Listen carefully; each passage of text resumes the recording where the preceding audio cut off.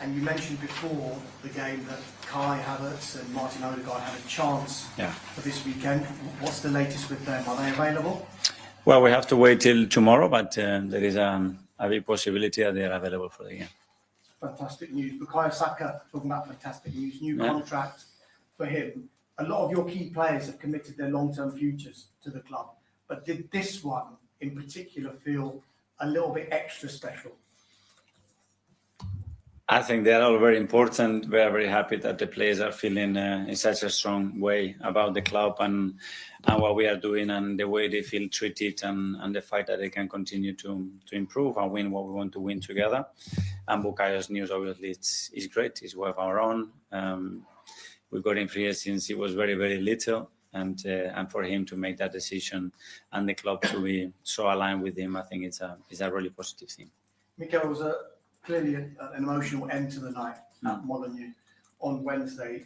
I'm sure you've seen the headlines. Arsenal have blown it, Arsenal are bottling it. But from what you've seen with your players, how have they reacted since? And have you seen anything in the mentality since then and over the past couple of weeks that's concerned you or worried you at all? What I've seen is a tremendous reaction again, and I'm not surprised at all. I mean, when you lose points, or in the last kick of the game again, in a very unpredictable manner, I would say, because to predict somebody with a 0.2 expected goals probably and one shot to concede an equalizer, the manner that we did it, is nobody can really understand that. But this is football, and that's the beauty of it. And that was a chapter. So we have a long season. Chapter 27 says, okay, we draw against Wolves in this manner. What I'm very interested is about the next one. Is what we are made of. Okay, what do we do about this? And how we write our own destiny from here and going forward. And that's it. And you have to react to that because life moves on. The result has to stay unfortunate as it was. There is nothing else we can do. What we can do is a lot, is what's going to happen next. Talking about chapters, if you looked at the fans at the end of that game, they looked totally crestfallen, like it may be the end for Arsenal, but clearly there's still a long way to go. What would your message be to those fans? Because the immediate reaction is tough, you know. You put so much. You look at the first half, and actually what happened in the game. Even I was very post-match as well about the standards that we showed. It was much better than expected, but it's still not enough to the standards that we required. Very difficult to understand. So it is a shock in the system, but they've been incredibly good without. And we wanted to give them the victory. We couldn't, and we have to move on. You say move on. It's a small matter of a North London derby next. Tottenham Hotspur may see this as an opportunity to dent your title chances, but from your perspective, is this almost maybe the perfect fixture for Arsenal after what's happened in the last couple of games? It's the one we have after, and it's the one that we cannot wait to play. If we could play today, I think we'd all love to play today to get that feeling that we have in our tummies and use it in the right way, and we'll have to show on Sunday. How big a challenge is it preparing for this game, particularly that they've got a new manager? Because I'm sure you would have prepared for Tottenham Hotspur knowing that Thomas Frank is in charge, and this is now his first game in Igor Tudor. Well, I think it's happened 7 times already to us this season, so we are getting used to it. We have analyzed everything that he's done in his career in different clubs, different formations, the players that they have available, and from there, of course, we will have the capacity to adapt in relation to what the game requires, but the main focus as well is on what we have to do to win. Finally, for me, Mikel, I'm sure you've seen the incident in midweek involving Vinicius Junior. Just more on a general theme, have you had conversations with your players if an incident like that was to arise during a game? And have you spoken about what would happen in an instance like that? For example, if they said, I want to walk off the pitch, I don't want to play, is that something that you'd back, that you'd support? Well, that's why we have meetings with the Premier League or UEFA before the season starts to make sure that everybody is very aware of the protocols and what we expect from each other. Obviously, there is no room for racism in this sport. I think we need to stick to that. And then the manner of acting, I think you have to go case by case to understand what's the best option. Thank you very much. Thank you. We'll go to Sarah from the Hi, Mikel. Hi. obviously it's easy to overanalyze things when a team drops points. But I want to talk about something you just mentioned to Sky there about conceding late. The late goal against Wolves, obviously no one could have predicted that, and it came from a very random situation. But we've got Villa, Liverpool, Sunderland, and Man United, goals conceded after the 80-minute mark. Do you believe these are all isolated incidences on mistakes? Or do you believe that towards the end of the match, maybe Arsenal defend too much, soak up too much pressure, and there's something that can be fixed? I think every game has had different situations. We have one as well against Palace in the Carabao Cup as well, on the 90-something. So, yeah, there are different situations to analyze. Certainly, it's not the intention to defend any result. That's not the mindset of the players. Sometimes you have to be creative with the opposition.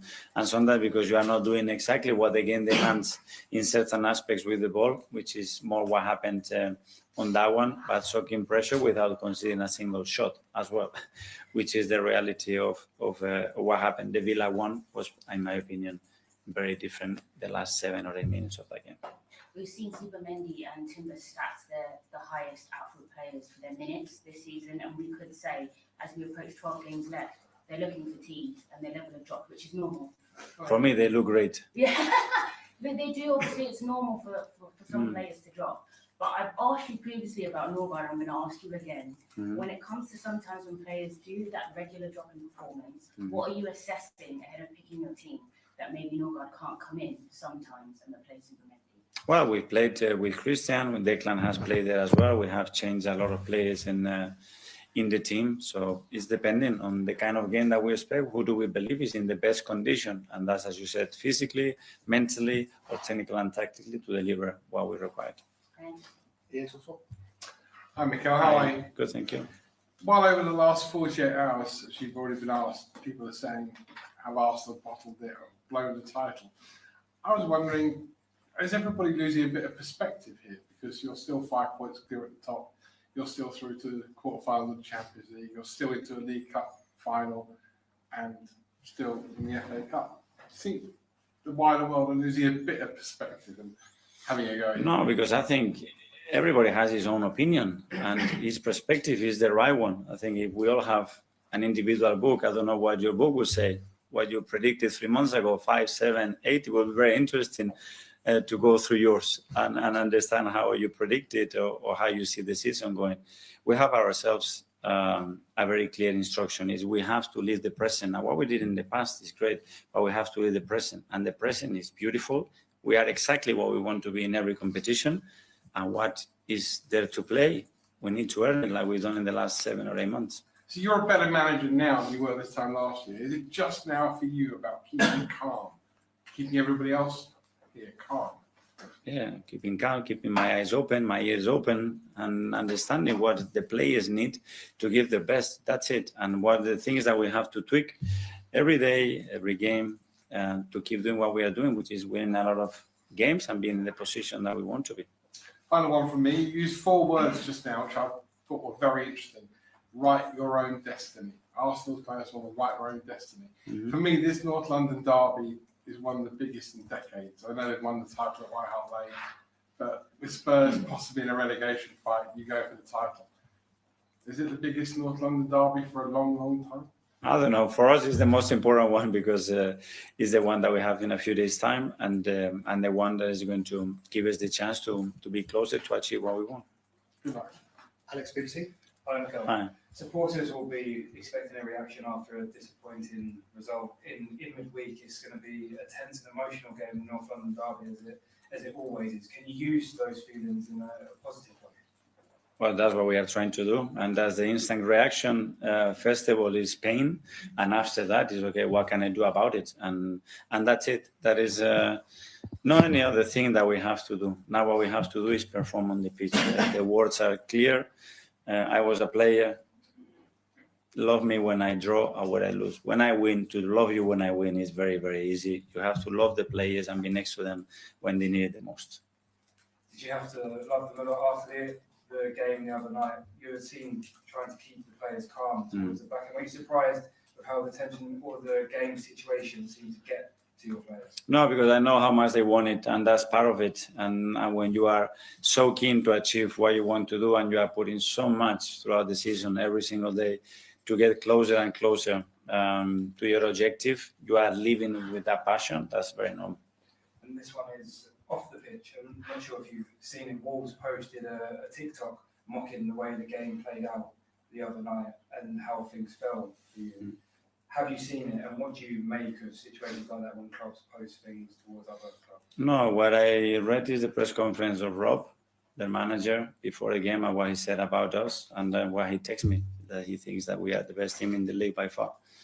I'm much more interested about that than any other thing that I don't know who posts or whatever, especially because I don't read it. There's Tom from Reach.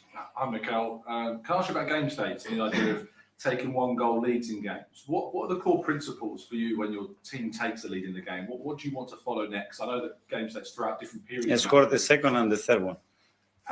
What were you expecting the players to go on to achieve that next goal? Well, attack better, be more dominant, the high press, dominate all the restarts of play, don't give unnecessary fouls, so the goalkeeper can start to put balls in the last line and put the two centre backs up, dominate all the chaos situation, all the things that we want to do, keep the ball under pressure.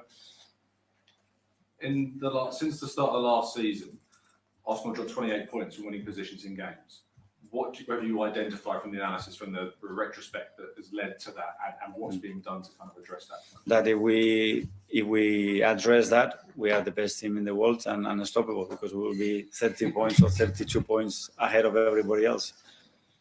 Athletic. Hi, Mikel. You mentioned margins after the Wolves game, and it's a word you've used before as well. I was wondering, when you look at those margins and wanting to widen them, is it something you see as something happening by chance with goals, or is it deeper than that? Goals for or against? Both. Well, against very unpredictable to predict the kind of goals that we conceded. The Brentford one from a throw-in, much more. What we can do before that to prevent that happening is still improvable. And in attacking process, the first half are very different outcomes. In the second half as well, very, very open situation. We didn't even finish with a chance. So a lot of room to improve. And just on Saka and Havertz, you said Havertz has a possibility of being available. When both of those players have played as some number 10s recently, I was just wondering, with them both available, would you, I guess, like using them in a combination that you haven't so far? So, I don't know, with Kai being able to play those positions. We can. Depends as well on the availability of those players in terms of the load that he can absorb. Bukayo was okay to start the game, but we knew that he could not finish the game, so we had to get him out because probably he was going to start to cramp or take a risk with the previous injury that he had, and we didn't want to do that. So depending the state of the player, how much we can use them. Okay, we'll do the last couple now. Matt from Standard. Hi, Mikel. Is Leo okay for Sunday? Yeah, he's fine, yeah. And you've had a lot of big players sign long-term contracts over the last 6 months, obviously shows the faith they have in the club. Do you need to now win trophies for that to remain in place and players to still be convinced that this is the right place? Well, up to now, that hasn't been the driving force probably for them to make that decision. So we will see from here forward. I don't know. And for the players, obviously this is the 4th season in a row now you're coming into this time of the season, still being in the thick end of the title race. Do you think it's becoming mentally tougher, or is it sort of an advantage having had those experiences? I think it's becoming more and more exciting, because that means that you are closer. The more repeatedly you are in these kind of positions, you're going to win it. The same in the Champions League. You don't get to the quarterfinals for, how long was it, 20 years? For semi-final, it's impossible. You have no chance. You can dream whatever, but you have no chance. So first of all, you have to be there. And then in April or May, that will get decided who is the best, who you can get over the line. James, you yes? Hi, Mikel. You mentioned the XG of that first Wolves goal, and you conceded a lot of low XG goals this season, and more than I think any other team, if you got the data right. Can you explain why that's happening? Is this a coincidence, or is it, is there something you're doing wrong? Probably a bit of both. I mean, we would have to go goal by goal, but somebody from a really low scoring position can put the ball in the top bin. What are the odds for that to happen? Also, it's like putting the ball in the top corner and costing you points. I don't know. Depends. And the players here in this league, they have a lot of quality as well. That's a credit to that. And you can see sort of quite a high proportion of your shots and XG and chances from outside the box. Can you be the best team defending in the penalty area and still be the best team defending outside the penalty area?